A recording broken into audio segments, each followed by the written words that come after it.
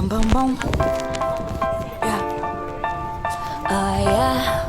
Yeah. La da da da da da da da da.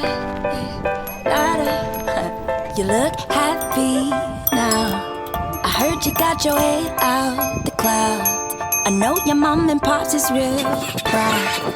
I just want you to know that you look happy now. She went from wanting suicide doors to wanting suicide no more. She found a reason to live when she found the Lord. She looked like redemption and baptism with a little bit of street mixed in it. Like she showers in his blessings, still will lay hands at any minute. She's such a vibrant thing. I asked her how she did it. She said, it's the God in me. I said, you live. She said, the sky that you've created. I thank you, Lord God, that you're speaking directly to their hearts and to their minds. You're letting them know that you are their God, that they are your people, that they are created in your image and in your likeness. I pray, Lord God, for every prayer that went up. I pray, Lord God, that you give them the strength to overcome their weaknesses. I pray, Lord God, that they grow closer to you in the process. We love you. We thank you. In Jesus' name, amen. Clap it up for Jesus.